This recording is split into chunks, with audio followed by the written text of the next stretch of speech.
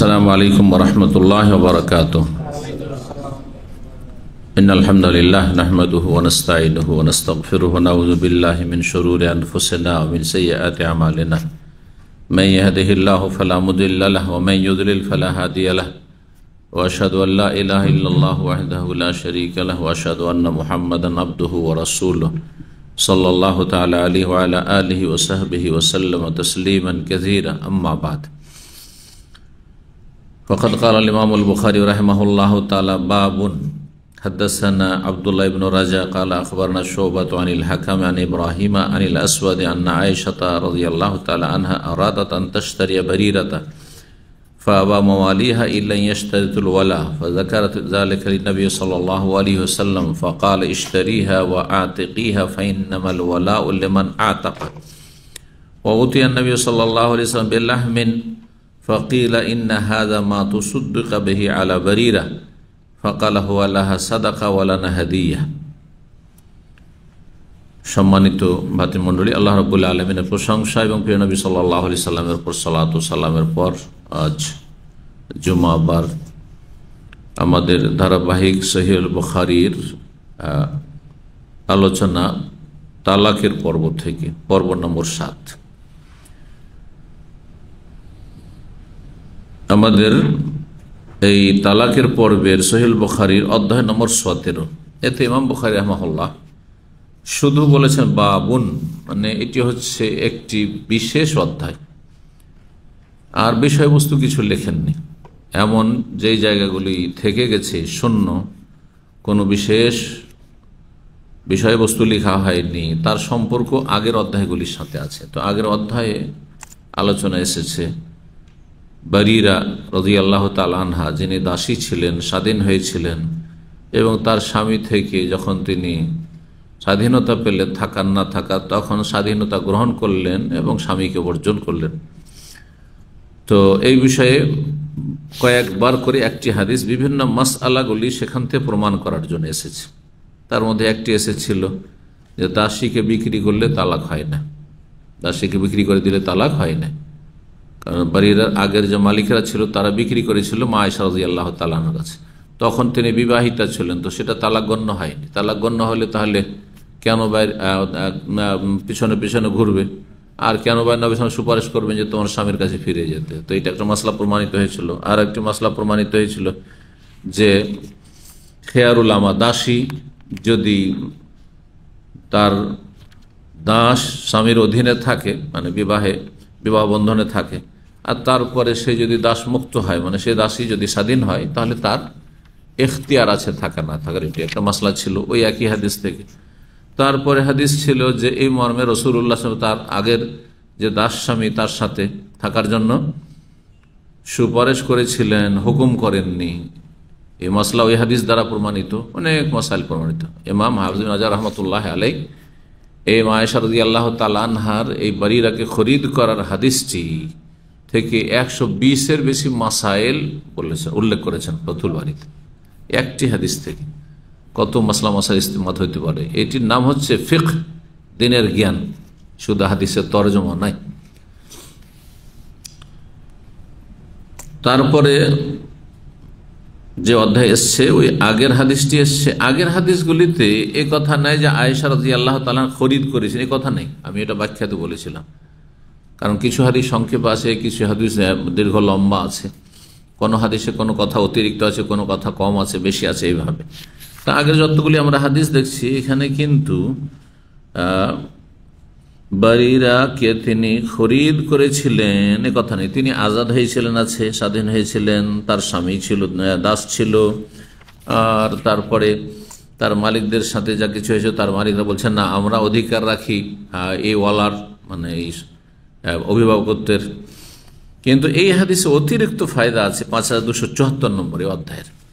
তাতে কি রয়েছে? মা আয়েশা রাদিয়াল্লাহু তাআলা আনহা থেকে আসওয়াদ নামক তাবেঈ বর্ণনা করেন।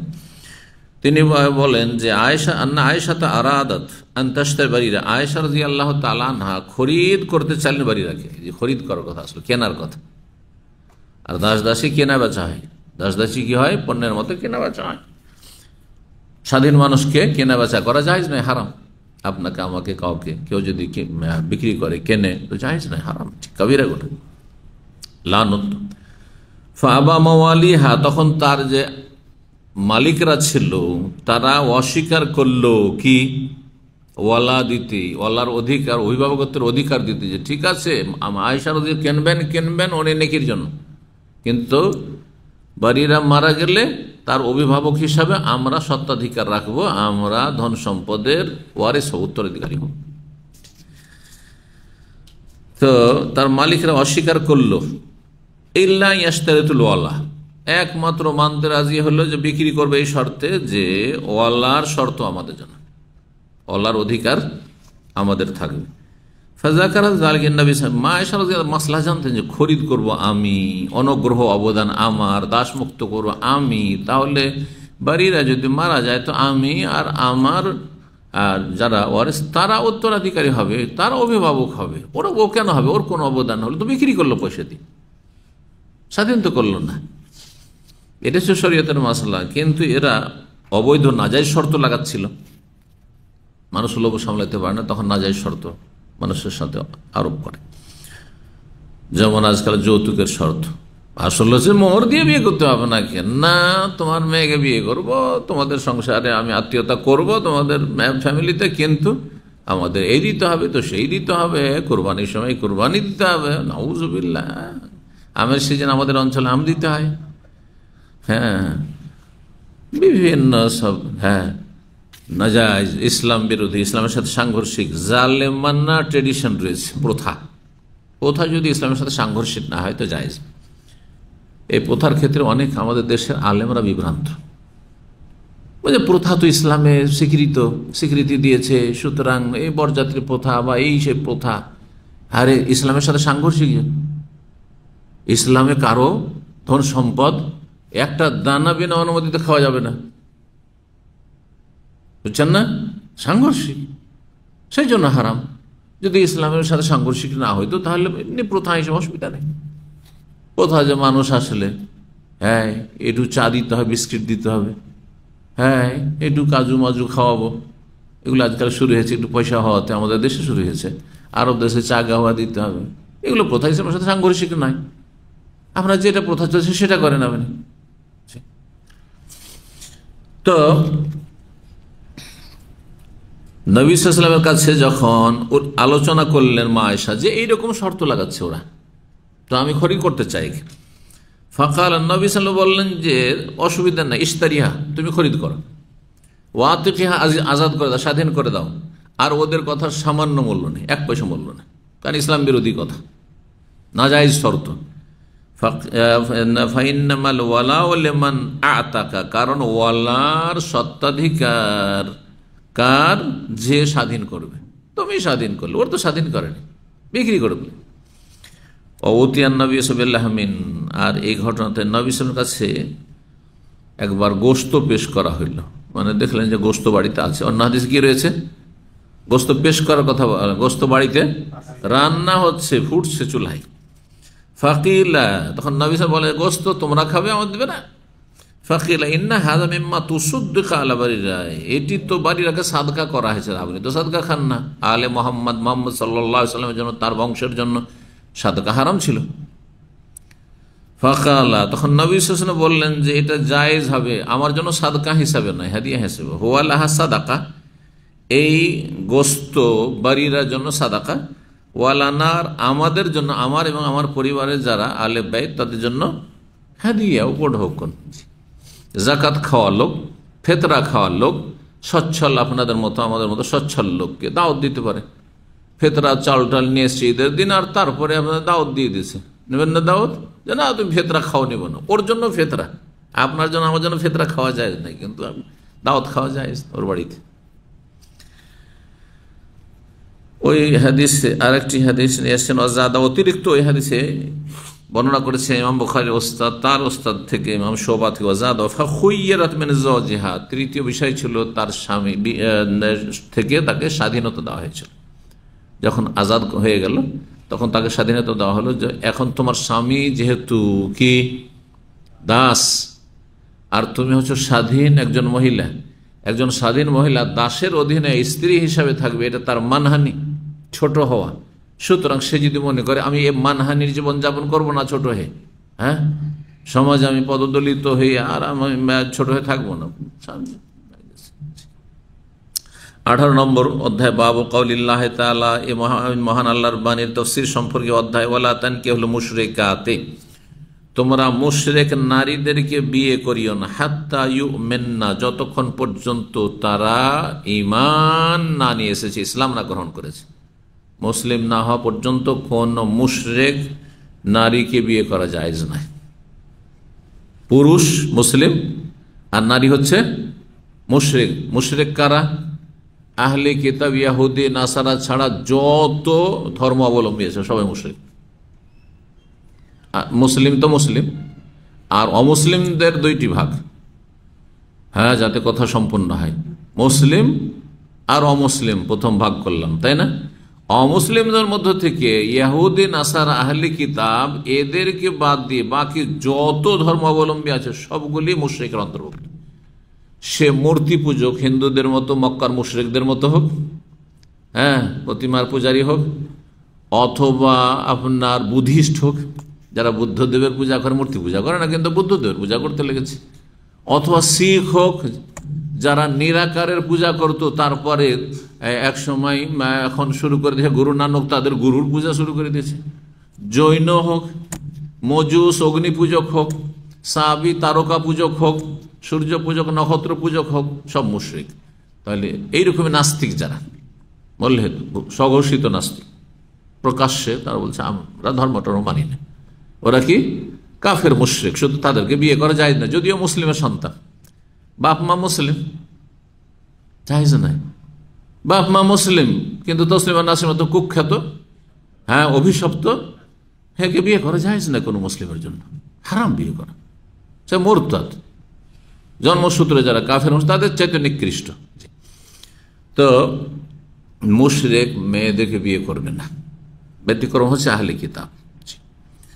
হাত্তা ইউমিননা, যতক্ষণ পর্যন্ত তারা ঈমান না নিয়ে আসবে। ঈমান নিয়ে আসলে একটা হিন্দু মেয়ে মুসলমান হয়ে গেল, বুদ্ধিস্ট মেয়ে মুসলমান হয়ে গেল, আপনার কি বলে শিখ মুসলমান হয়ে গেল, বিয়ে করেন ইসলাম কবুল করলে, জবরদস্তি করে আবার নয়, স্বেচ্ছায় হইতে হবে, স্বতঃস্ফূর্ত হবে।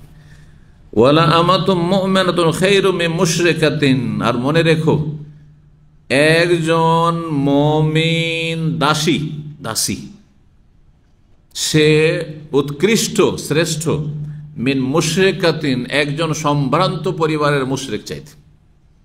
একজন রাষ্ট্রপতি প্রধানমন্ত্রীর মেয়ে মুশরিকা, তার বাপ মুশরিক, সে মা মুশরিক, সে মুশরিক নাস্তিক।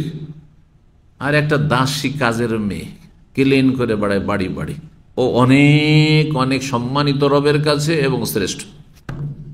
সুতরাং একটা দাসীকেও যদি বিয়ে করো ইমানদার, সেটি তোমার জন্য বৈধ, কিন্তু একটা রাষ্ট্রপতি প্রধানমন্ত্রীর রাজার মেয়ে, হ্যাঁ রাজকুমারীকে বিয়ে করা যায় না, সে যদি মুশরিকা কাফেরা হয়, নাস্তিক হয়। কোরআনের নির্দেশ, ওয়ালাউ আজাবাতকুম, যদিও তোমাদের খুব পছন্দের হয়, অতি সুন্দরী, বিশ্ব সুন্দরী হোক, আল্লাহর কাছে নিকৃষ্ট। ওই দাসী আল্লাহর কাছে যে ইমানদার, সে তার চাইতে অনেক অনেক ভালো, প্রিয়। কারণ মানুষের দুনিয়ার মান মর্যাদা কেন্দ্রিক, আল্লাহর কাছে মর্যাদা নির্ধারিত হয় না, ঈমান এবং তাকওয়ার ভিত্তিতে হয়। ঈমান নেই তার কোনো মূল্য নেই রবের কাছে। সূরা বাকারা 221 নম্বর আয়াত। এই আয়াতের তাফসীরে একটি আসার নিয়ে এসছেন, হাদিস মানে সাহাবীর মওকুফ বক্তব্য, 5285 নম্বর হাদিস। নাফি বর্ণনা করেছেন যে তার ওস্তাদ প্রখ্যাত সাহাবী ইবনে সাহাবী আব্দুল্লাহ বিন ওমর রাদিয়াল্লাহু তাআলা আনহু, বিখ্যাত সাহাবী, তিনি ফতোয়া দিতেন। তাকে যখন জিজ্ঞাসা করা হতো, কানে যা সোয়েল আন্নে কাহি নাসরানিয়াত ওয়াল ইহুদিয়াতে, যখন তাকে জিজ্ঞাসা করা হতো খ্রিস্টান মহিলা বা ইহুদি মহিলা বিয়ে করা সম্পর্কে, আহলে কিতাবের মেয়েদের বিয়ে সম্পর্কে, তখন তিনি বলতেন ইন্নাল হারামাল মুশরিকাতি আলাল মুমিনিন, আল্লাহ হারাম করেছেন মুশরিক নারীদেরকে বিয়ে করা মুমিনদের জন্য। মুশরিক নারীদেরকে বিয়ে করা মুমিন মুসলিমের জন্য কি করেছেন? হারাম করেছেন। ওয়ালা মিনাল ইশরাকে শাইআন আকবার, আর আমি শিরকের মধ্যে এর চাইতে বড় শিরক জানি না যে মিন আনতাকুল আল মারআতু, যে কোন মহিলা এই কথা বলবে যে রব্বুহা ঈসা, তার রব হচ্ছে ঈসা। খ্রিস্টানরা ঈসাকে আল্লাহর পুত্র মানে আল্লাহর রব, হ্যাঁ হ্যাঁ, রাজপুত্র, রাজকুমার, সে রাজা, হ্যাঁ যুবরাজ। সুতরাং যখন ঈসাকে রব বলে কারা? খ্রিস্টানরা, তারা মুশরিক। ওহু আবদুম মিন ইবাদিল্লাহ, অথচ তিনি আল্লাহর একজন বান্দা, আল্লাহর বান্দাদের একজন বান্দা, বিশিষ্ট বান্দা, নবী এবং রসুল। তারা কি বলে? ইবনু আল্লাহর পুত্র, আল্লাহর পুত্র, আল্লাহ রব, আল্লাহর পুত্র রব। তাহলে বলতে চাইছেন ইবনে ওমর রাদিয়াল্লাহু তাআলা যে খ্রিস্টানরা হচ্ছে মুশরিক, সুতরাং খ্রিস্টান মেয়েকে বিয়ে করা যাবে না। কিন্তু এই ফতোয়া ওনার ভুল, আসলে ভুল ফতোয়া, সাহাবায়ে কেরামদের ভুল হইতে পারে। কেন? কোরআনে কারিমে আয়াত রয়েছে সূরা মায়েদায় যে আহলে কিতাব ইহুদি খ্রিস্টানদের জবাই করা পশু খাওয়া জায়েজ, বোঝা গেছে না? আর তাদের নারীদেরকে বিয়ে করাও জায়েজ।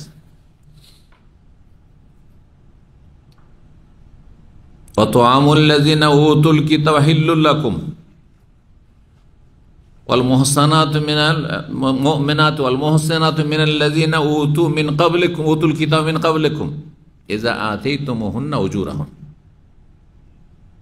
আল্লাহ রাব্বুল আলামিন আগের রাত যেটি বললাম, তাম মানে জবিহা, যদি আহলে কিতাব যাদের কিতাব দেওয়া হয়েছে তাওরাত ইনজিল, হ্যাঁ যারা ধারণকারী, অর্থাৎ মুসার প্রতি মানে দাবিদার, ঈসার প্রতি মানে দাবিদার, ওরা তো আসল ধর্মে ছিল না, বিকৃত ধর্মে ছিল। হ্যাঁ, কারণ ইহুদিরা কি বলতো? ওজার আল্লাহর পুত্র, তাহলে কাফের ছিল, তারা কাফের। সেই যুগে কাফের ছিল, কোরআন নাজেলের যুগে। যখন কোরআন নাজেল হচ্ছে, যখন তাদের জবাই করা, হ্যাঁ খাওয়া হালাল আল্লাহ বলছেন কোরআনে কারিমে, যখন তাদের মেয়েদেরকে বিয়ে করা হালাল বলছেন আল্লাহ রাব্বুল আলামিন, তখনও তারা মুশরিক ছিল। তো আল্লাহ তো জানছেন তারা মুশরিক, নবী জানছে তারা মুশরিক। তারপরে আল্লাহ কোরআনে কি ঘোষণা করছেন? যে আহলে কিতাব মেয়েদেরকে বিয়ে করতে পারো, আহলে কিতাবের জবাই খেতে পারো, কিন্তু মুশরিকের জবাই করা খেতে পারো না। তাহলে বোঝা যাচ্ছে যে ওরা ঈসাকে রব বলে বিশ্বাস করে খ্রিস্টানরা, সেই জন্য তাদেরকে মুশরিক দলে সামিল করে দেবো, হিন্দুদের মতো, বুদ্ধিস্টদের মতো, আর শিখদের মতো, বা মজুস অগ্নিপূজকদের মতো দিয়ে বলবো যে যেমন হিন্দুর জবাই করা খাওয়া জায়েজ নয়, যেমন বুদ্ধিস্টের জায়েজ নয়, যেমন অগ্নিপূজকের জায়েজ নয়, তেমনি খ্রিস্টানের জবাই করা খাওয়া জায়েজ নয় না। যেমন তাদের মেয়েদেরকে বিয়ে করা যায় না মুশরিকদেরকে, যারা হ্যাঁ মুশরিক পৌত্তলিক, তেমনি খ্রিস্টান মেয়েকে বিয়ে করা যায় নয়। তাহলে কোরআন আয়াতের কি করবেন? আল্লাহ যে বলছেন ওয়াল মুহসানাতু মিনাল মুমিনাত, তরজমা করি, যারা মুমিন সতীসাধ্যী মেয়ে তাদেরকে বিয়ে করো, আল্লাহ বলছেন বিয়ে করতে পারে। প্রথম উত্তম হচ্ছে ওয়াল মুহসানাতু মিনাল মুমিন, ঈমানদার মুমিন সতীসাধ্যী সতী মেয়েরা। সতীত্বের আল্লাহ শর্ত লাগিয়েছেন, বেশ্যাকে বিয়ে করেন যার বেশ্যাবৃত্তি। মুসলিমেরও যদি মেয়ে হয় আর বেশ্যাবৃত্তি করে, বিয়ে করিও না। অহরমা যালিকা আলাল মুমিনিন, হারাম এটি, জেনে শুনে যে বেশ্যা আর কারো একবার পদস্খলন ঘটেছে, ব্যভিচার হয়েছে, দুটোতে অনেক পার্থক্য করেছে, বুঝতে পারছেন না? জানিয়া কাকে বলা হয়? যে অহরহ জেনা করে, জেনায় লিপ্ত। তো আল্লাহ বলছেন যে তোমরা বিয়ে করো ওয়াল মুহসানাত মিনাল মুমিনাত, হ্যাঁ মুমিন যারা সতীসাধ্যী ওইসব নারীদেরকে, ওয়াল মুহসানাত মিনাল্লাযিনা উতুল কিতাব মিন ক্বাবলিকুম, আর তোমাদের পূর্বে যাদেরকে কিতাব দেওয়া হয়েছে অর্থাৎ ইহুদি খ্রিস্টান, তাদের মধ্যেকার সতীসাধ্যী মেয়েদেরকে বিয়ে করতে পারেন। তাহলে যদি জানেন যে এটা ইহুদির মেয়ে বা খ্রিস্টানের মেয়ে কিন্তু সতী, বেশ্যা না, লিভ টুগেদার করেন না, হ্যাঁ গার্লফ্রেন্ড এন্ড বয়ফ্রেন্ড নিয়ে ঘুরে বেড়ায় না, আর আপনি মনে করছেন এটা আমার জন্য সস্তা সুবিধা, ইমানদার মোমেনা বিয়ে করলে আমার খরচ বেশি, ব্যয়বহুল, অনেক টাকা মোহর দিতে হচ্ছে। আরবদের যে অবস্থা, আমাদের দেশে অসুবিধা নেই, মুসলিম বিয়ে করলেও হ্যাঁ 2-4-5 হাজার রিয়াল হলে বিয়ে করা যায়, ঠিক কিনা? এর চাইতে কমেও পাওয়া যেতে পারে ধার্মিক পরিবারে, কিন্তু আরব দেশে বিয়ে করলে 1 লাখ রিয়াল প্রস্তুত করতে হবে। তো সব জায়গায় তো একই অবস্থান নেই। কারো যদি এরকম পরিস্থিতি হয় যে আহলে কিতাব বিয়ে করলে তো ধরো 2-4-5 হাজারে হয়ে যাচ্ছে, আর যদি 1 লক্ষ রিয়াল লাগে, পারছে না, গুনায় লিপ্ত হবে, তাহলে তুমি সতী সাধ্যী যে আহলে কিতাবিয়া রয়েছে খ্রিস্টান মেয়ে বা ইহুদি মেয়ে বিয়ে করতে পারো, কিন্তু সতীত্বের শর্ত রয়েছে। এজা আতেই তোমার না অজুর হন না, তাদেরকে তোমার মোহর দেবে। তাহলে কিতাবিয়া বিয়ে করলেও মোহর দিতে হবে। কিন্তু এখানে একটি কথা মনে রাখতে হবে, যেটা মুসলিম যারা এই ইহুদি খ্রিস্টান মেয়েদেরকে বিয়ে করে তারা লক্ষ্য রাখে না, কারণ তারা অধিকাংশ সৎ লোক না। যারা ইহুদি খ্রিস্টান মেয়েদেরকে বিয়ে করে অধিকাংশ তারা বেনামাজি, বেদিন, নাস্তিক টাইপের, সেকুলার, এদের ধর্মকর্ম শুধু জন্মসূত্রে মুসলিম। যার ফলে কি হয়, একটি গুরুত্বপূর্ণ ফরজ মাসআলা সম্পর্কে তাদের জ্ঞানও নেই আর পরোয়াও নেই। সেটি হচ্ছে আপনি ইহুদি মেয়ে বিয়ে করতে পারবেন, সতী মেয়ে যদি হয়, খ্রিস্টান সতী মেয়ে হয়তো বিয়ে করতে পারবে, বেশ্যা না হলে বিয়ে করতে পারবেন, কিন্তু ছেলে মেয়েগুলি যে হবে সেগুলি মুসলিম করে রাখা আপনার উপর ফরজ, আপনি তাদের অভিভাবক। তাদের ঈমান ইসলাম রক্ষা করা, টিকে রাখা আপনার উপর ফরজ। এই নয় যে ছেলে মেয়ে ভাগাভাগি করে নি, একটা মুসলিম থাক, একটা খ্রিস্টান হয়ে যাক, আমার স্ত্রী খ্রিস্টান, অথবা ছেলে মেয়ে বড় হয়ে স্বাধীন, তাদের যেটা ভালো লাগবে সেটা করবে, তাহলে আপনি জাহান্নামে যাবেন এই ইহুদি খ্রিস্টান মেয়ে বিয়ে করে। এই সুযোগ নাই। কিন্তু এটা জানে যেসব মুসলিম লোকেরা বিয়ে করে আছে ইহুদিদের মেয়ে বা খ্রিস্টানদের মেয়ে, এ মাসলা জানে না, মানে না, এগুলোর পরোয়া করে না, তাদের জীবনটা পশুর মতো জীবন যাপন করছে। তাদের হালাল হারামের কোনো পার্থক্য নেই তাদের কাছে, তাদেরকে জেনার বিয়েতে কোনো পার্থক্য নেই। ওর সাথে লিভ টুগেদার করেছে একটা ইহুদি মেয়ের সাথে, একটা খ্রিস্টান মেয়ের সাথে, আর তারপরে ওকে নিয়ে চলো ম্যারেজ করিয়ে ফেলি, এ হলো তাদের জীবনযাপন। সৎ মানুষ তো এগুলোর ধারে কাছেও যাবে না। শরীয়তের যে মশলা সেটা আমাদেরকে জেনে রাখতে হবে। প্রথম কথা, উত্তম নয় খ্রিস্টান ইহুদি মেয়ে বিয়ে করা, উত্তম হচ্ছে ইমানদার মেয়েকে বিয়ে করেন, ভালো পরিবারে বিয়ে করেন। 2 নম্বর কথা হচ্ছে, যদি আপনার প্রয়োজন হয়তো জায়েজ, কিন্তু শর্ত হচ্ছে আপনার যতগুলি ছেলে মেয়ে হবে আপনার বীর্য দিয়ে সবগুলি মুসলিম করে রাখতে হবে, আপনাকে টিকিয়ে রাখতে হবে। আল্লাহ হেফাজত করুন। বড় বড় ঘরে বড় বড় কথা রয়েছে। দেখা যাচ্ছে যে ছেলে মেয়েগুলো এখন খ্রিস্টান হয়ে আছে, বাপ মুসলিম আর ছেলে মেয়েগুলো সমস্ত খ্রিস্টান। যেহেতু মায়ের টানটা বেশি ছেলে মেয়েদের, আপনি স্বামী স্ত্রীতে একটু ঝগড়া করেন, তর্ক করেন, কেন সবগুলি ছেলে মেয়ে একদিকে হয়ে গেছে, মায়ের দিকে হয়ে গেছে। এটাই না বাস্তবতা? রক্ষা করতে পারবেন না। তালাক হয়েছে, সব ছেলে মেয়েকে নিয়ে গেছে ওই ইহুদি খ্রিস্টান মেয়ে, জাহান্নামে যাবেন। আপনার ছেলে মেয়েগুলো জাহান্নামে, আপনিও জাহান্নামে যাবেন ওই ইহুদি মেয়ে আর খ্রিস্টান মেয়ে বিয়ে করে। তো যে কথাটা বলছেন, উনি যে বলছেন ইবনে ওমর রাদিয়াল্লাহু তাআলা আনহু, যে একজন খ্রিস্টান মহিলা বলছে তার রব ঈসা, একজন ইহুদি মহিলা বলছে ওজার আল্লাহর পুত্র, যখন মুশরিকা, তাহলে ইহুদি মেয়ে বিয়ে করা যাবে না, খ্রিস্টান মেয়ে বিয়ে করা যাবে না, তো কোরআন আয়াতের কি হবে? সেই যুগে কোন ইহুদি খ্রিস্টান তাওহীদের উপর ছিল না, শিরক ছিল। যেমন মুসলিম সমাজে অনেকে শিরকি আকীদা রাখে, সুফিদের অধিকাংশ শিরকি আকীদা রাখে, তরিকতওয়ালা যত আছে দেওবন্দীদের মধ্যে হোক আর বেরেলবিদের মধ্যে আছে না নাই, কিন্তু জন্মসূত্রে মুসলিম, 5 ওয়াক্ত নামাজ পড়ছে, হিজাব পর্দাও করছে, হালাল হারাম সম্পর্কে খুব সতর্ক, কিন্তু এদিকে মাজারে ধর্ণা দিচ্ছে, অথবা তাবিজ বাঁধছে, অথবা মেলা এরকম শিরক আছে না নাই? গস কুতুবরা আল্লাহর জমিনকে ধরে আছে, সব বিশ্বাস তো দেওবন্দী মহলে বিশ্বাস হয়েছে, কিন্তু কওমীদের মধ্যে আছে আকীদা ঠিক ওই রকমই। কিন্তু আলহামদুলিল্লাহ যে এই উম্মতে আহলে তাওহীদ আছে যথেষ্ট পরিমাণে, আলহামদুলিল্লাহ আছে, যদিও সংখ্যা কম হোক। আর ইহুদি খ্রিস্টানদের মধ্যে তাওহীদওয়ালা কেউ নেই, আপনি খুঁজে পাবেন না যে কেউ আল্লাহর একত্বে বিশ্বাসী, তৃত্ববাদ ছাড়া। খ্রিস্টান বা ইহুদিদের মধ্যে কেউ তাওহীদের ওপর আছে, নেই, বাস্তবতা নেই। এই জন্য তো সেই ধর্মগুলি আল্লাহর কাছে অসার হয়ে গেছে, অচল হয়ে গেছে, বিকৃত হয়ে গেছে। আসল ধর্মের অনুসারী মোটে নেই। মুসা আলাইহিস সালামের ধর্মের অনুসারী একজনও নেই, ঈসা আলাইহিস সালামের ধর্মের অনুসারী তাদের মধ্যে একজনও নেই। বুঝতে পারছেন? আল্লাহ এই জন্য সেই ধর্মগুলিকে অচল, মনসুখ, রহিত করেছেন। জি, 19 নম্বর অধ্যায় বাবু নিকাহমান আসামি আল মুশরিকাত ওয়া ইদ্দাতিহিন। এই অধ্যায় হচ্ছে এমন মহিলাদেরকে বিয়ে করা যারা অমুসলিম, মুশরিক ছিল কিন্তু তারা ইসলাম গ্রহণ করেছে। মুশরিক ছিল, ইসলাম গ্রহণ করার পরে তাদের বিয়ে শাদী এবং তাদের ইদ্যুৎ সম্পর্কে, মানে আগের স্বামী থেকে আসলো, স্বামী মুসলমান হলো না, সে ইসলাম গ্রহণ করে তার সাথে সংসার করা জায়েজ নয়, হারাম। সুতরাং চলে আসলো, তো চলে আসার পরে সাথে সাথে বিয়ে করতে পারবেন না, ইদ্যত পার করতে হবে। তো ইদ্যত পার করতে হলে কত, 1 মাসিক যথেষ্ট নাকি তালাকের মতো 3 মাসিক? এগুলো মাসলা। জি হ্যাঁ, অত সহজ মনে করলে আমরা অবশ্যই একই রকম। 5286 নম্বর হাদিস, হাদিস মনে করছে ইবনে আব্বাস রাদিয়াল্লাহু তাআলা আনহুমা বলেন, কানাল মুশরিকুনা আলা মানজিলাতাইন মিনান নবী সাল্লাল্লাহু মুমিনিন।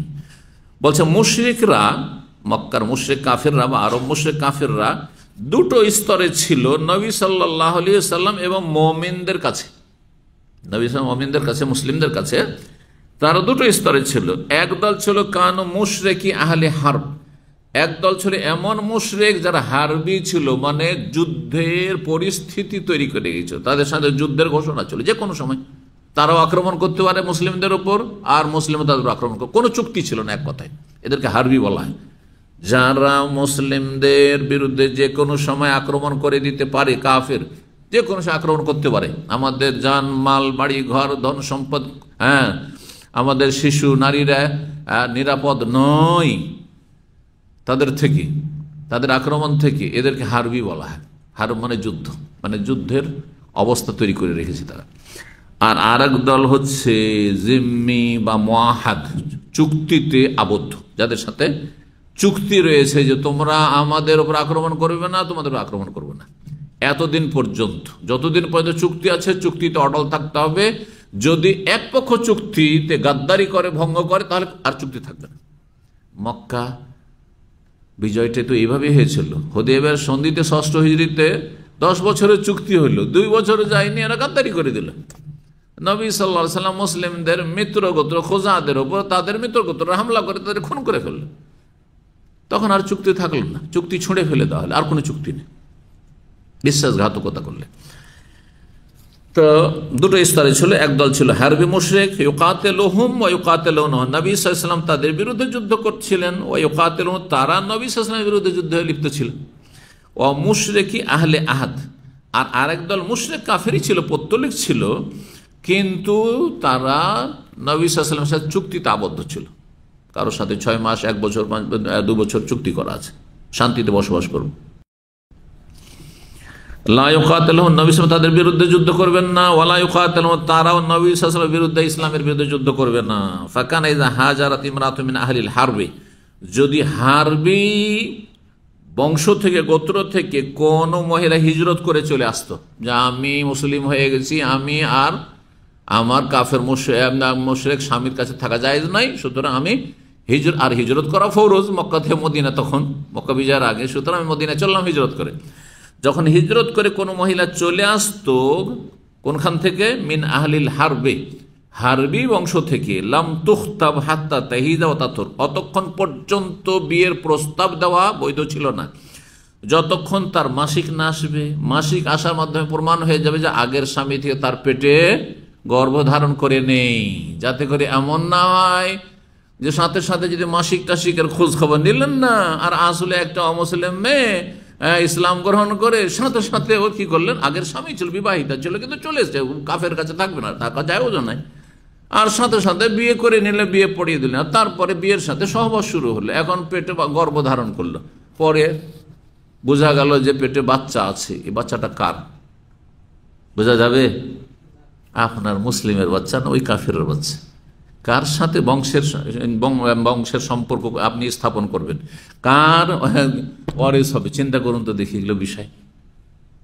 হাই, শুধু একটি কথা নয় যে শুধু বাপের পরিচয়, বাপের পরিচয়ের মধ্যে ওয়ারাসাত, কারণ এ যদি এই মুসলিম যে বিয়ে করছে তার বীর্যের না হয়, তাহলে তার ধন সম্পদের ওয়ারিস হবে না, অন্য বীর্যের। ওর বাবা হচ্ছে অমুক, ওই যে কাফের ছিল, তখন হয়তো ইসলাম গ্রহণ করে এসছে, ইসলাম গ্রহণ করে চলে আসলে তখন ওয়ারিস হবে একে অপরের। আর যদি কাফের থাকে তাহলে কাফের মুসলিমের ওয়ারিস না, মুসলিম কাফের ওয়ারিস না। তো এই জন্য কি করতে হবে?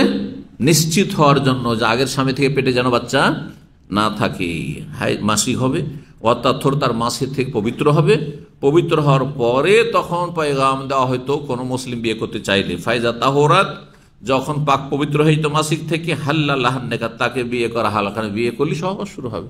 আর মাসিক অবস্থায় তার সহবাস জায়েজ নয়, সুতরাং পাক হওয়ার পরে বিয়ে। ফাইন হাজারা জৌজোহা কাবলা আনতান কেহা, হিজরত করে এসেছে মাত্র ইসলাম গ্রহণ করে মহিলা, আর তখন কিন্তু তার স্বামী প্রস্তুত ছিল না, ইসলাম গ্রহণ করতে রাজি ছিল না, আর তারপরে এখানে এসে এখন মাসিক অবস্থাতে আছে বা এখনো বিয়ে হয়নি কারোর সাথে, কোনো মুসলিমের সাথে, আর ওর স্বামী আগের যে স্বামী কাফের, সে হিজরত করে মুসলিম হয়ে হিজরত করে চলে এসছে, তাহলে কি করবেন? বিয়ের নবায়ন করতে হবে নতুন করে। ইসলামে জাহেলি যুগের সমস্ত বিবাহ শাদীকে ইসলামিক তরিকে সেগুলো বিয়ে কোনোটাই হইতো না, তাদের তরিকা হইতো, কিন্তু সবকে কি রাখা হয়েছে? বহাল রাখা হয়েছে, বহাল রাখা হয়েছে। এটি একটি মৌলিক মশলা জেনে রাখতে হবে। এখন ধরেন একটা পরিবার তাদের বাচ্চা কাচ্চা নিয়ে এসেছে, হচ্ছে না বাংলাদেশে এরকম, যে পরিবার স্বামী স্ত্রী এসছে, আসার আমরা মুসলমান হব, আমাদের কলমা পড়িয়ে নেন। কলমা পড়ার বলবে, ও তোমরা তো তোমাদের তো বিয়ে হয়েছিল হিন্দু তরিকা, মন্দিরে বিয়ে হয়েছিল, অথবা তোমরা খ্রিস্টান চার্চে বিয়ে হয়েছিল, চলো কলমা পড়াই মুসলমান হইলে কবুল করাই না। এটা বেদাতি কাজ করছেন আপনি। হাজার হাজার সাহাবাই কেরাম দিল্লি মুসলমান হচ্ছেন, মক্কাতে মদিনা মুসলমান হয়েছেন, নবী সাল্লাল্লাহু আলাইহি ওয়াসাল্লাম সবাই বিয়ে পড়িয়েছেন, বিয়ে নবায়ন করেছেন। জাহেলি যুগের বিয়েগুলোকে বহাল রাখা হয়েছে ইসলামে। তো বলছেন ফাইন তাহরাত হাল্লাল্লাহ, ফাইন হাজারা জৌজোহা, তার স্বামী যদি হিজরত করে চলে আসতো কাবলা আনতান কেহা, এই মহিলার বিয়ের পূর্বেই, রুদ্দা তেলে, তাহলে তার কাছে ফেরত করা হইতো, যে তোমার স্বামীর কাছে তুমি চলে যাও, আগের বিয়েতে ফিরিয়ে দেওয়া হয়তো, নতুন করে বিয়ে পড়ানো হতো না। ওয়াইন হাজারা আবদম মিনহুম, আচ্ছা কোন দাস যদি হিজরত করে চলে আসতো, আমাতন দাসী, কাফের মক্কার কাফের মনিব মালিক ছিল দাস দাসীর, আর একজন দাসী বা দাস হিজরত করে চলে আসলো, হিজরত করে যখন ইসলাম কবুল করেছে তখন তাকে স্বাধীন করে দেওয়া হতো, যে তুমি স্বাধীন হয়ে গেলে, আর ওই কাফের অধীনে থাকলে না, গোলামিতে থাকলে না। ওয়ালাহুমা মালিল মুহাজিরিন, আর সেই দাস দাসী সেই অধিকার লাভ করতো যা মুহাজিররা সুযোগ সুবিধা লাভ করতো। মুহাজিরদের যে সুযোগ সুবিধাগুলো, গনিমতের ধন সম্পদে, ফেয়ের ধন সম্পদে, বাইতুল মালে যা কিছু দেওয়া হয়তো ওদেরকে দেওয়া হয়তো, কারণ তারা সমান সমান মুসলিম এবং স্বাধীন হয়ে গেছে।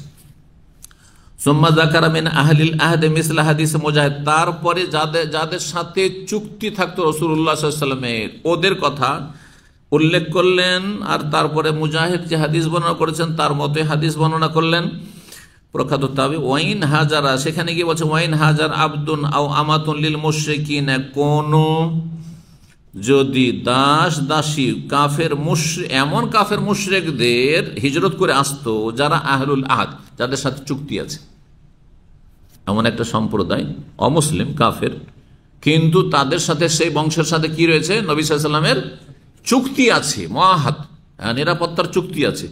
ওদের দাস দাসীগুলো কি করলো? হিজরত করে মুসলমান হয়ে চলে আসলো। তো এদের সম্মান মর্যাদা হারবি যারা যুদ্ধের পরিস্থিতি তৈরি তাদের চাইতে বেশি, চুক্তির কারণে, নিরাপত্তার চুক্তির কারণে। নিরাপত্তার গুরুত্ব কত ইসলামে। এরাও মুশরিক কিন্তু ওরাও মুশরিক, কিন্তু পার্থক্য কি? এরা যুদ্ধের পরিস্থিতি তৈরি করে রেখেছে আর এরা শান্তির জন্য শান্তি চুক্তি করে রেখেছে, এই জন্য এদের মর্যাদা বেশি, তাই এরাকে ক্ষতিগ্রস্ত হতে দেওয়া হবে না। আচ্ছা, এই যে দাস দাসী হিজরত করে চলে আসলো, এদেরকে যদি ফিরিয়ে পাঠানো হয়, যে ওদের সাথে চুক্তি আছে, যাও তোমার মনিবের কাছে ফিরে যাও, তো জুলমের শিকার হবে, ওখানে জুলমের শিকার হবে, তারপর মুরতাদ হয়ে যেতে পারে, সেটাও করা যাবে না। বলছে লাম ইউরাদ্দু, তাদেরকে ফেরানো হবে না।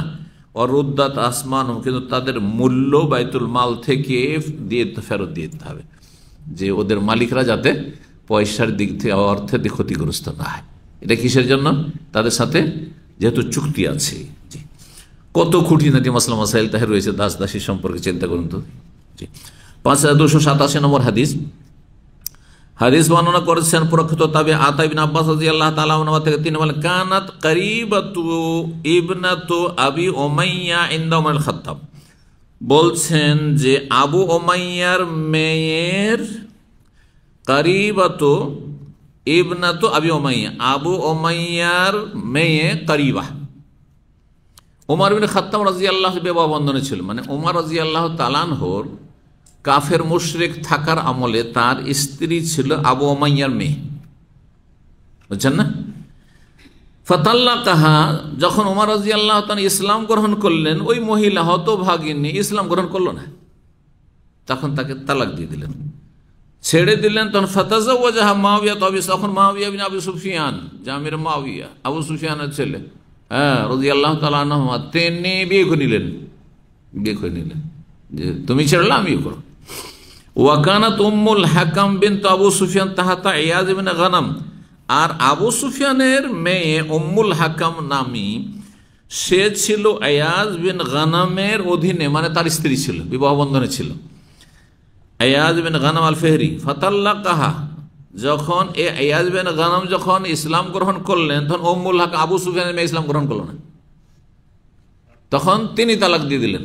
সাহাবারা তাই করতেন, ইসলাম গ্রহণ করলেন, স্ত্রীকে দাওয়াত দিতেন যে আমি ইসলাম গ্রহণ করেছি, তুমি গ্রহণ করবে না করবে না, যদি গ্রহণ করে তাহলে স্ত্রী হিসেবে থাকলো, না গ্রহণ করলে তালাক যাও, তোমার সাথে আমার কোনো সম্পর্ক নেই। আবু বকর সিদ্দিক রাদিয়াল্লাহু তাআলা আনহু বড় স্ত্রী আসমার মাকে তালাক দিয়েছেন, বড় মেয়ে আসমা না, আসমা রাদিয়াল্লাহু তাআলা আনহার মা কট্টর মুশরিক ছিল, অনেক চেষ্টা করা হয়েছে, ইসলাম গ্রহণ করেনি, তালাক দিয়েছেন। এই মর্মে আসমা রাদিয়াল্লাহু তাআলা আনহা একবার নবী সাল্লাল্লাহু আলাইহি ওয়াসাল্লাম জিজ্ঞেস, ইয়া রাসূলুল্লাহ, আমার মা এখনো ইসলাম গ্রহণ করলো না, আমি তো মুসলিম হয়ে গেছি, তো আমি কি আমার মায়ের সাথে কোনো যোগাযোগ রাখবো, সিলাতুল আরহাম সুসম্পর্ক রাখবো, হ্যাঁ, তার দেখাশোনা করবো, খোঁজ খবর নিব, যে সিলিহা, তার সাথে সদাচরণ করো, যোগাযোগ রাখো। হ্যাঁ, কারণ যতই সে কাফের হোক না কেন, মা বাবার সম্পর্ক বা ছেলে আর মায়ের বা বাবার সম্পর্ক, এই সম্পর্ক ছিন্ন হয়নি, সে তার এই হক রয়েছে। মা বাবা যদি অসৎ হয়, পাপিষ্ট হয়, কাফেরও হয়, মুশরিক হয়, তবুও তাদের অধিকার রয়েছে বাবা হিসাবে, মা হিসাবে। তো তালাক দিয়ে দিলেন কে? আয়াজ বিন গানাম। ফাতাজাওয়াজা, তখন তাকে বিয়ে করে নিল আব্দুল্লাহ বিন উসমান সাকাফি, বিয়ে করে নিল। 20 নম্বর অধ্যায়, বাবুন, এই অধ্যায় এজা আসলামাতিল মুশরিকাতু আও নাসরানী তাহাতা জিম্মি আবিল হারবি, কোন মুশরিক মেয়ে অথবা খ্রিস্টান মেয়ে যদি বিয়ে করে এমন খ্রিস্টান বা মুশরিক মেয়ে যে কোনো জিম্মি বা হারবির স্ত্রী হিসাবে ছিল, বিবাহ বন্ধনে ছিল। জিম্মি কাকে বলা হয়? যার সাথে চুক্তি আছে, শান্তি চুক্তি আছে। আর হারবি কাকে বলা হয় বললাম একটু আগে, যার সাথে কোনো চুক্তি নেই, যে কোনো সময় যুদ্ধ শুরু হয়ে যেতে পারে, যে কোনো সময় ওরাই আক্রমণ করে দিতে পারে, গিয়ে আমরাই আক্রমণ করতে হয় তাদের, কারণ তাদের সাথে কোনো চুক্তি নেই। তো ওদের স্ত্রী যদি কি করে, এমন স্ত্রী যারা মুশরিক কিন্তু এখন ইসলাম গ্রহণ করেছে, তাহলে কি করবেন? জি, বলছেন ইকরাম আব্দুল্লাহ বিন আব্বাস রাদিয়াল্লাহু তাআলা আনহু হতে বর্ণনা করে যে আসলামাতে নাসরানিয়া তো ক্বাবলা যাওজিহা বিসাআতিন, কোন খ্রিস্টান মেয়ে যদি ইসলাম গ্রহণ করে নেয় তার স্বামীর 1 ঘন্টা পূর্বে, স্বামীর ইসলাম গ্রহণের 1 ঘন্টা আগে, স্বামী শুধু 1 ঘন্টা লেট করেছে, হারামাত আলাইহি, হারাম হয়ে গেছে, ইসলাম কবুল করার সাথে সাথে হারাম, তার সাথে শারীরিক সম্পর্ক জায়েজ নয়, সে কেউ না, বেগানা। আতা প্রখ্যাত তাবেঈ ইমাম ছিলেন, মক্কায় তিনি থাকতেন, তাকে জিজ্ঞাসা করা হয় মাসআলা আন ইমরাতিন, এক মহিলা সম্পর্কে, মিন আহলিল আহদে, যে এমন বংশের অন্তর্ভুক্ত ছিল যেই বংশের সাথে চুক্তি ছিল মুসলিমদের, মুআহাদ বা জিম্মি, আসলামাত, সেই মহিলা ইসলাম গ্রহণ করেছে, সুম্মা আসলামাত যাওজুহা ফিল ইদ্দাহ, আর তারপর তার স্বামীও ইসলাম গ্রহণ করেছে, ইদ্যতের ভিতরে, ইদ্যত পার হয়ে যায়নি, তারপরে পরে ইসলাম গ্রহণ করেছে, আহিয়া ইমরাতহু, তার স্ত্রী হিসাবে বহাল থাকবে না বিয়ে নবায়ন করতে হবে, না তাকে তার ফেরত দেওয়া যাবে না, ইসলাম গ্রহণ করেনি, সমান সমান হয়ে গেছে। কাল আল্লাহ, বুঝছেন না, ইল্লা আনতা শাহিয়া বিনাকাহিন জাদিদিন, না তাকে ফিরিয়ে দেওয়া যাবে না, কি করতে হবে? যদি চায় তাহলে বিয়ের নবায়ন করে তাকে নেবে, সাদাকিন, এবং মোহরের সাথে। এটি ইমাম আতার মত, এটি তার।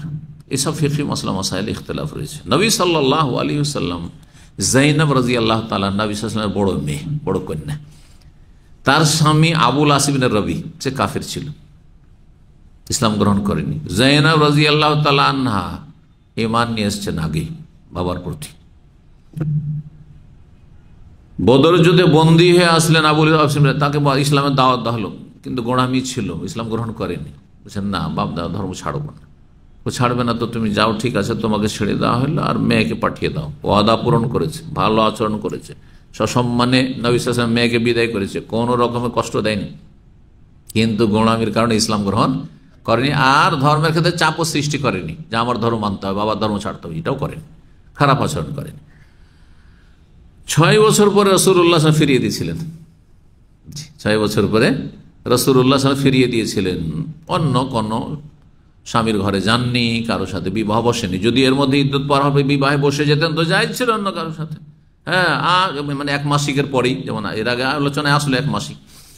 আর বিয়ে যখন বসেননি, তাহলে দীর্ঘ সময় যদি থাকেন অপেক্ষায় যে আমি কোথাও বিয়ে করব না, অথবা ভালো কোনো মানুষ পাইনি বিয়ে করিনি, অথবা তার সাথে একটা ভালোবাসা আছে, যে দেখি যদি চেষ্টা করে ইসলাম গ্রহণ করে নেই আর দীর্ঘ সময় হয়ে যায়, তাহলে আগের বিয়েতে ফেরত দেওয়া যেতে পারে। ওই হাদিসটা প্রমাণ করে।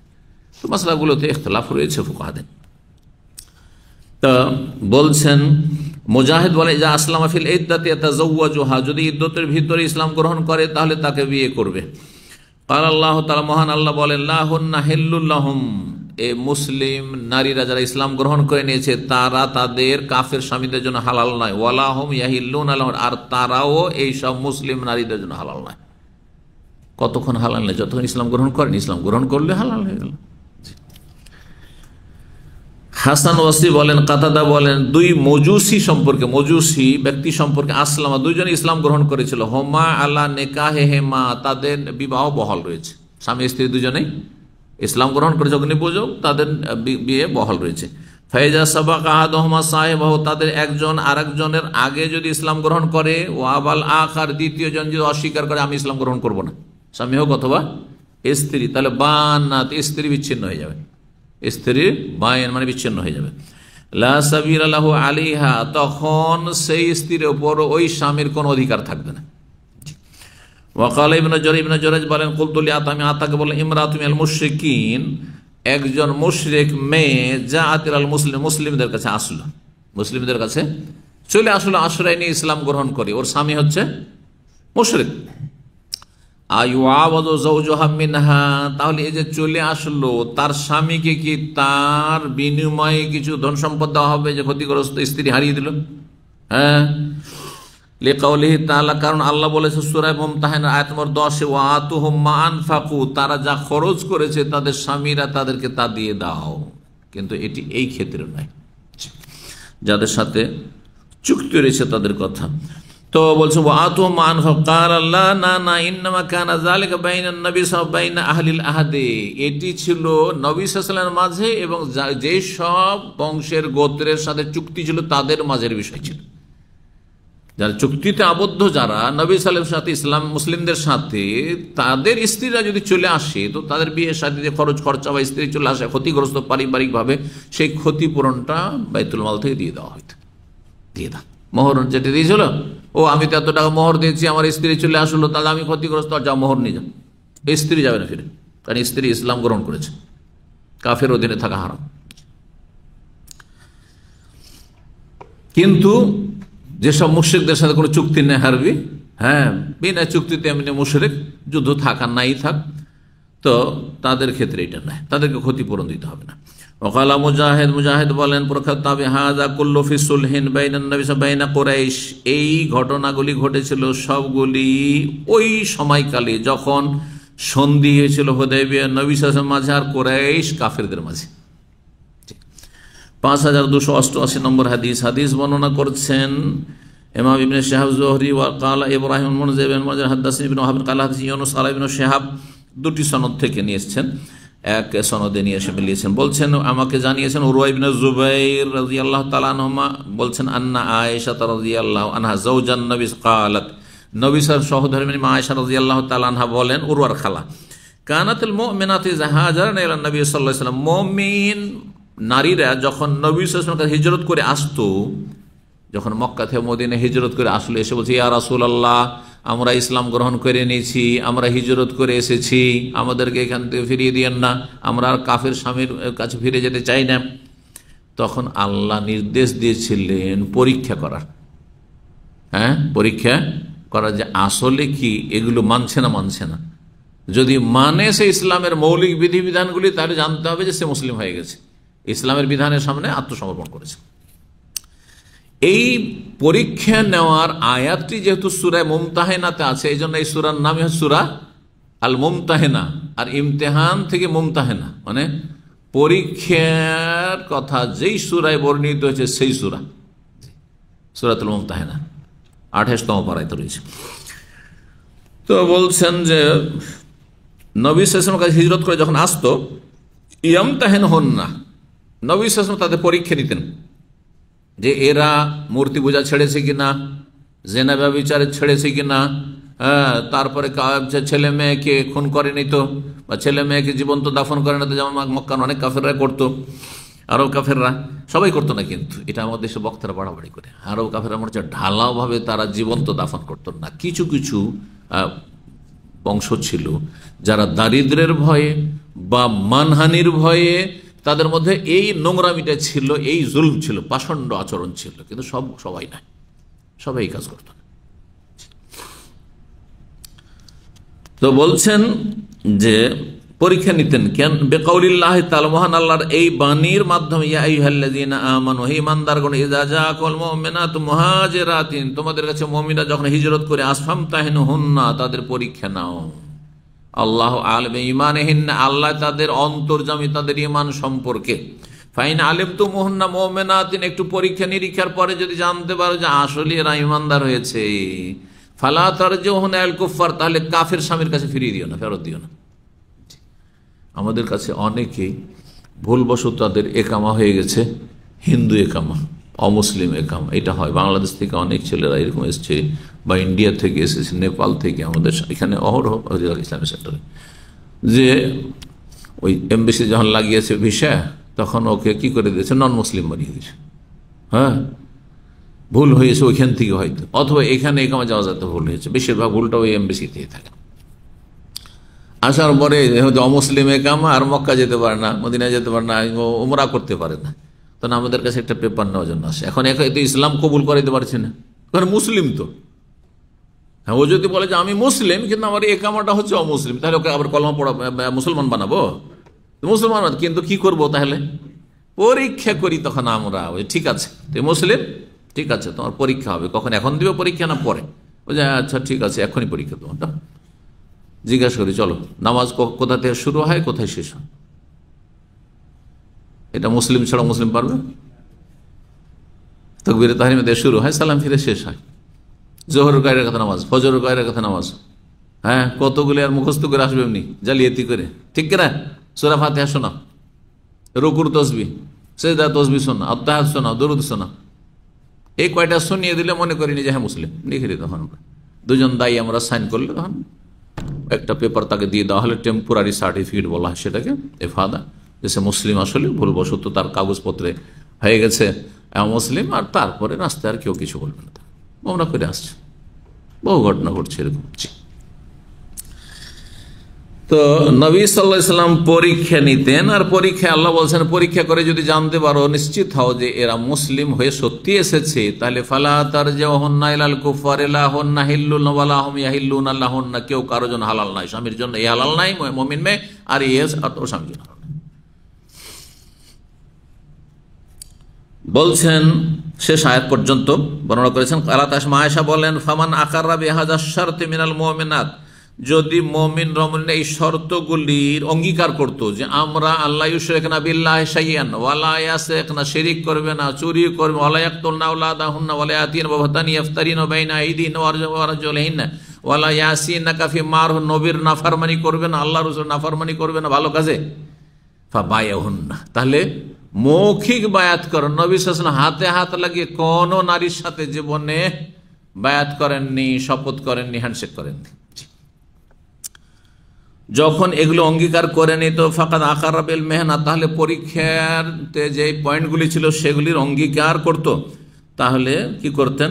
ফাকানা রাসূল ইযা আকরানা বিযালিক মিন কাওলিহিন্না, রাসূলুল্লাহ সাল্লাল্লাহু আলাইহি ওয়াসাল্লাম যখন তাদের কথার মাধ্যমে এই অঙ্গীকারগুলো গ্রহণ করতেন, ক্বালা লাহুন্না রাসূলুল্লাহ সাল্লাল্লাহু আলাইহি ওয়াসাল্লাম তখন তাদেরকে বলতেন ইনতালিকনা, যাও, পর্দার আড়াল থেকে বলতেন যাও, ফাকাদ বায়াতুকুন্না, তোমাদের সাথে কথার দ্বারা বায়াত হয়ে গেল। একজন পুরুষ যখন এসে বলতো আমি হিজরত করে এসেছি, আমি মুসলমান হয়েছি, তখন তাকে কালেমা পড়ানোর সময় হাতে হাতে লাগিয়ে শপথ করে বলতেন যে তুমি ওয়াদা করো যে তুমি শিরিক করবে না, চুরি করবে না, জেনা করবে না, খুন করবে না, ইত্যাদি ইত্যাদি, বুঝছেন না। ফাকাদ বায়াতুকুন্না, কিন্তু নারীদেরকে বলতেন যারা নিউ মুসলিমা হইতো, নতুন মুসলমান হইতো, তোমাদের সাথে কথার দ্বারা বায়াত হয়ে গেল, লা শোনো, ওয়াল্লাহি আল্লাহর কসম করেছে, মা আয়েশা বলছেন, মা মাসসাত ইয়াদু রাসূলিল্লাহ ইয়াদা ইমরাতিন কাত্তু, রাসূলুল্লাহ সাল্লাল্লাহু আলাইহি ওয়াসাল্লামের মোবারক হাত কখনো কোন আজনবী বেগানা মহিলার হাতকে স্পর্শ করেনি। ওটি জায়েজ না, এটি নাজায়েজ গুনাহের কাজ। গায়রা আন্নাহু বায়াহুন্না বিল কালাম, তবে নবী সাল্লাল্লাহু আলাইহি ওয়াসাল্লাম তাদের সাথে বায়াত নিয়েছেন, শপথ নিয়েছেন, কিসের, কিভাবে, বিল কালাম মানে কথার মাধ্যমে। ওয়াল্লাহি আল্লাহর কসম করে আলো বলছে মা আয়েশা, মা আখাযা রাসূলুল্লাহ আলান নিসা ইল্লা বিমা মারাহুল্লাহ, রাসূলুল্লাহ সাল্লাল্লাহু আলাইহি ওয়াসাল্লাম নারীদের থেকে, সব নারীদের থেকে সেই অঙ্গীকারগুলি গ্রহণ করেছেন যেগুলির শুধুমাত্র আল্লাহ নির্দেশ দিয়েছেন, যা বলেছেন, অতিরিক্ত কিছু বলেননি তিনি। ইয়াকুলুল্লাহুন্না, তাদেরকে বলতেন নবী সাল্লাল্লাহু আলাইহি ওয়াসাল্লাম, ইযা আখাযা আলাইহিন্না, যখন তাদের থেকে বায়াত নিতেন, ফাকাদ বায়াতুকুন্না, তোমাদের সাথে বায়াত করে নিলাম, কালামান কথার মাধ্যমে, যাও পর্দার আড়াল থেকে তোমরা মুসলিম হয়ে গেলে যাও। 21 নম্বর অধ্যায় বলছেন বাবু কাউলিল্লাহ তাআলা, এই অধ্যায় হচ্ছে মহান আল্লাহর বাণী সম্পর্কে। আল্লাহ বলছেন ইল্লাযিনা ইউলুনা মিন নিসাইহিম, ওই সব লোকদের সম্পর্কে মহান আল্লাহর বিধান যারা তাদের স্ত্রীদের সাথে ইলার কসম করে। ইলা কাকে বলা হয়? ইলা স্বামী স্ত্রীর ওপর রাগ করে কসম করে বলবে যে আমি কসম করে বলছি, আল্লাহর কসম করছি আমার স্ত্রীর কাছে এতদিন যাব না, কোনো সম্পর্ক রাখবো না, তার সাথে কথা বলবো না এবং তার সাথে শারীরিক কোনো সম্পর্ক করবো না, আল্লাহর কসম করে বলছি। এইটা সর্বনিম্ন 1 ঘন্টাও হইতে পারে, 1 দিনও হইতে পারে, 1 মাসও হইতে পারে, আর সর্বঊর্ধ্বে 4 মাস হইতে পারে, তার বেশি না। 4 মাসের বেশি বলে আমি কসম করে বলছি 6 মাস আমার স্ত্রীর কাছে যাব না, কথাই বলবো না ওর সাথে, হারাম। সে গুনাহগার, জালেম, সীমা লঙ্ঘনকারী, তাকে রাষ্ট্রীয় ক্ষমতা, শাসক আইনের আওতাতে নিয়ে এসে বাধ্য করবে যে তুমি 4 মাস পর্যন্ত পারো, আর এই 4 মাসের মধ্যে তুমি চিন্তা করে নাও, হ্যাঁ অথবা না। 4 মাস যেমনই হয়ে যাবে, হয় রাখো আর না হলে তালাক দাও। 4 মাস পুরা হলে অটো তালাক হবে না, কিন্তু হানাফি মযহাবে এখানে বলা হয়েছে যে যেমনই 4 মাস পুরা হয়ে গেল তেমন কি হয়ে গেল, অটো তালাক, অটোমেটিক তালাক দেওয়া লাগবে না ওদের কাছে। কিন্তু কোরআনের ভাষা বলছে না, তালাক দিতে হবে, তালাক না দিলে তালাক হবে না। 4 মাস পরেও যদি যোগাযোগ না রাখে তাহলে তাকে সরকার বাধ্য করবে যে তুমি একটা কিছু করো, ছাড়ো না হয় ফিরাও, কিন্তু তালাক হয়ে যায় না। এর বিপরীত হচ্ছে লেয়ানের মাসলা। লেয়ান, যে স্ত্রীকে যদি ব্যভিচারের অপবাদ দেয় তাহলে 4 বার করে যে কসম করে লানত চাইবে, দুইজনে লানত চাইবে আর মহিলা গজব চাইবে, তারপরে যে বিচ্ছিন্নতা হবে ওখানে তালাকের প্রয়োজন নেই, ওইখানে হচ্ছে অটো বিচ্ছিন্নতা, আর একবারে কিয়ামত পর্যন্ত কোনোদিন ফেরাবার সুযোগ নেই, কোনোদিন ফেরার সুযোগ নেই। বুঝছেন না? এর আগে বলেছি আলোচনায়, কিন্তু এটি মাসলা মনে রাখবেন। তা লেআন আর ইলাতে এই মাসলাগত এখানে পার্থক্য রয়েছে। ইলা 4 মাস হয়ে গেলে রাখো, না হয় ছাড়ো, তালাক হয়ে যায় না এমনিতে। হানাফি মাযহাব শুধু বলছে তালাক হয়ে যায়। পক্ষান্তরে লেয়ানের ক্ষেত্রে সমস্ত ওলামাদের নিকটে মুজাররাদুল লেয়ান, লেয়ান হইলেই সাথে সাথে অটো একবারে তালাক, বিচ্ছিন্ন। তালাক দেওয়ার কোন উপরে, তালাক দেওয়া অসার কাজ, তালাক দেওয়ার প্রয়োজন নেই। আর তারপরে 1 স্বামী 10 স্বামী 10 স্বামীর সাথে সংসার করে যদি মনে করে যে আমি হালাল হয়ে কোন আগের স্বামীর কাছে যাব, কোনো চান্স নেই, কোনো সুযোগ নেই। কারণ এটা যেমন তেমন বিষয় নাই, ইজ্জত সম্ভ্রমের বিষয়, মান ইজ্জতের উপর আক্রমণ করা হয়েছে, সেটা ন্যায়সঙ্গত হোক বা অন্যায়ভাবে হোক, যেটাই হোক না কেন। সুতরাং এত বড় একটি ঘটনা ঘটে যাওয়ার পরে আর একসাথে হওয়ার কোনো সুযোগ নেই। তো ইলার বিষয়ে আল্লাহ কি বলছেন, লিল্লাযিনা ইউলুনা মিন নিসাইহিম, যারা নিজের স্ত্রীদের সাথে ইলার কসম করে, তারাব্বুসু আরবাআতি আশহুর, তারা সময় কাটাবে, অপেক্ষা করবে 4 মাস, সর্বঊর্ধ্বে 4 মাস। নবী সাল্লাল্লাহু আলাইহি ওয়াসাল্লাম ইলা করেছে কত দিনের? 1 মাসের। 1 মাস 29 হয় আর 30 হয়। 29 নবী সাল্লাল্লাহু আলাইহি ওয়াসাল্লাম নেমে এসেছিলেন তার বিশেষ কক্ষ থেকে। 5289 নম্বর হাদিস বর্ণনা করেছেন হুমায়দ আত-তাওয়িল তাবেঈ, তিনি বলেন আন্নাহু সামিআ আনাস বিন মালিক, তিনি আনাস বিন মালিক রাদিয়াল্লাহু তাআলা আনহুকে বলতে শুনেছেন আলা রাসূলুল্লাহ সাল্লাল্লাহু আলাইহি ওয়াসাল্লাম নিসাই, রাসূলুল্লাহ সাল্লাল্লাহু আলাইহি ওয়াসাল্লাম নিজের স্ত্রীদের থেকে ইলা করেছেন। 9 জন স্ত্রীর সাথে রাগ করে ইলার কসম করেছিলেন যে আমি 1 মাস যাব না এদের কাছে। ওয়াকানাত ইনফাকাত রিজলহু, সেই সময়টাই নবী সাল্লাল্লাহু আলাইহি ওয়াসাল্লামের পা মচকে গেছিল। মচকে যাব বলেন তো না, পা মচকে গেছিল। জি। ফাখামা ফি মাশরুবাতিন লাহু 29, তিনি তখন তার ওপরের একটি কক্ষে, ওপর তলার একটি কক্ষে 29 দিন অবস্থান করেছিলেন। মসজিদ থেকে সালাত পড়ে এসে সেই ঘরে তিনি অবস্থান করতেন। আর স্ত্রীদের যে লাইন হয়ে 9 বিবির 9টি বাড়ি ছিল, কক্ষ ছিল, তাদের ঘরে যেতেন না, আর তাদেরকেও ঘরে আসতে দেওয়া হতো না। সোম্মা নাজাল্লা, আর একজন পাহারাদার ওখানে থাকতেন, হারিস, রাসূলুল্লাহ সাল্লাল্লাহু আলাইহি ওয়াসাল্লামের সাহাবী। সোম্মা নাজাল্লা, 29 দিন পরে নেমে আসলেন নিজের কক্ষ থেকে নিচে, আর বিবিদের সাথে এক এক করে দেখা সাক্ষাৎ করলেন। ফাকালু, তখন বিবিরা কেউ কেউ বললেন, পরিবার লোক, ইয়া রাসূলুল্লাহ আলাইতা শাহরান, আপনি তো 1 মাসের কসম করেছিলেন। ফাকালা, তখন নবী বলেন আশ-শাহরু 29, এই মাস 29 দিনের, তো 1 মাস হয়ে গেল, 1 মাস হয়ে গেল। তো 1 মাস কে নবীর বিবিরা চাইছিলেন যে আরো সময় বাইরে কাটাক, দূরে থাক। এটা হচ্ছে কি রসিকতা, যেটা স্বামী স্ত্রীতে চলে। জি, ওইটি। 5290 নম্বর হাদিস আব্দুল্লাহ বিন ওমর রাদিয়াল্লাহু তাআলা, তিনি বলেন কানা ইয়াকুলু ফিল ইলা, আব্দুল্লাহ বিন ওমর রাদিয়াল্লাহু তাআলা আনহুমা, তিনি ইলা সম্পর্কে বলতেন আল্লাযী সাম্মাল্লাহু তাআলা, যার কথা আল্লাহ কোরআনে কারীমে বর্ণনা করেছেন, লা ইয়াহিল্লু লি আহাদিন বাদাল আজালি, কোন পুরুষের জন্য হালাল নয়, জায়েজ নয় সময় পৌঁছে যাওয়ার পরে, মানে সময়সীমা 4 মাস, 4 মাস হয়ে যাওয়ার পরে কি জায়েজ নাই আর অতিরিক্ত সময় বাড়ানো। ইল্লা ইউমসিক বিল মারুফ, হয় সদাচরণের সাথে স্ত্রীকে রাখো, আও ইয়াজিমা বিত তালাক, অথবা তালাকের জন্য তুমি সংকল্প করো যে আমি তালাক দিয়ে দিলাম, তালাক দিয়ে দেবো। কামা আমার আল্লাহ আজ্জা ওয়া জাল্লা, যেমন আল্লাহ নির্দেশ দিয়েছেন। আল্লাহ রাব্বুল কি বলেছেন তাহলে? পরের অংশটুকুতে স্পষ্ট হয়েছে, লিল্লাযিনা ইউলুনা মিন নিসাইহিম তারাব্বুসু 4 আশহুর ফাইন ফাউ ফাইন্নাল্লাহা গফুরুর রহিম, যদি তারা ফিরে আসে আর স্ত্রীকে নিয়ে সংসার করতে চায়, তাহলে আল্লাহ গফুরুর রহিম, আল্লাহ ক্ষমাকারী এবং দয়ালু। ঠিক আছে, সংসার করো।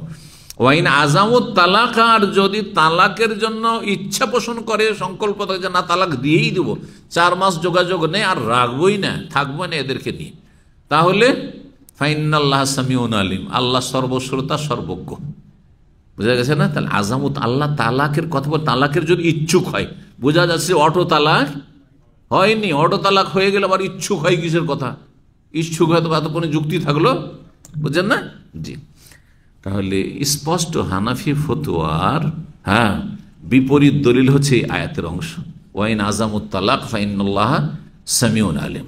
তালাকের ইচ্ছা করলে তালাক হবে, আর তালাক ইচ্ছা না করলে 4 মাস ধরে, প্রবাসে আছেন আর একদিন এমন রাগারাগি করলেন, মাথা গরম করলেন যে 4 মাস মাথা ঠান্ডা হইল না।